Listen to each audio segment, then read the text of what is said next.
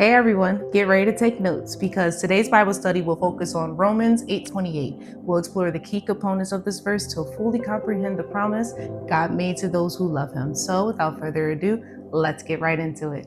Romans 8:28 is a promise that for those who love God and are called according to his purpose, God works through every circumstance in life, both good and bad, for their ultimate spiritual benefit.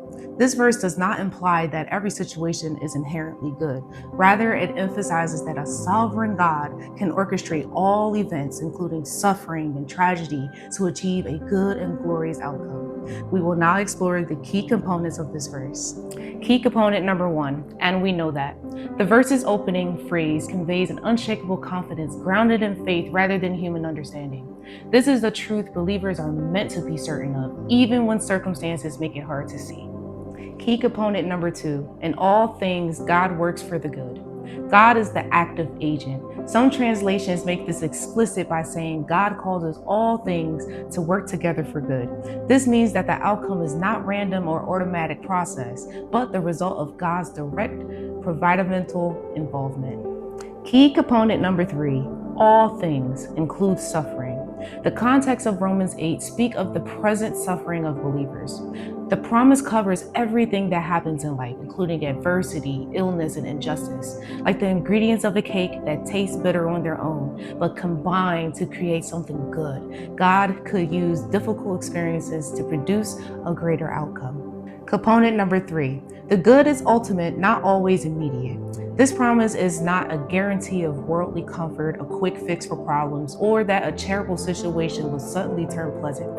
Instead, the good refers to our spiritual growth and ultimate conformity to the image of Christ. Key component number 5, of those who love him, who have been called according to his purpose.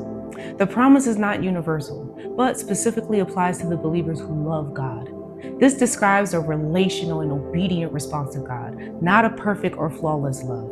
Those who are called according to God's purpose refers to God's sovereign initiative in choosing people for his redemptive plan. The promise is for those who are a part of God's family.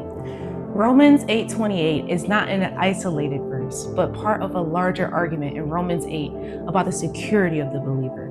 The verses that follow, verses 29 to 30, describe God's complete redemptive plan, a golden chain of salvation from foreknowledge to glorification. Ultimately, God's work in all things is to conform believers to the image of his Son. This verse states that God himself orchestrates all events for the benefit of those who love him and are destined according to his divine plan. This implies that even challenging and distressing circumstances are ultimately utilized by God to advance his purpose, transforming believers into the likeness of Christ. It does not assert that God causes evil or that everything has a preordained reason, but rather affirms that God possesses the power to redeem any situation, including suffering, for his ultimate glory and the well-being of his people. And that concludes today's Bible study. If you enjoy these Bible study breakdowns and would like to see more, simply type amen and or suggest Bible verses that you all think I should break down next in the comment section. Also, please consider following, liking, and sharing this message with others to help spread the gospel. For more deep dives on other biblical topics and teachings, please subscribe to my YouTube channel that's linked in my bio. Remember, it is our duty to spread the true gospel of Christ so that we can help Yahuwah save as many souls as we can. God bless, and please stay safe.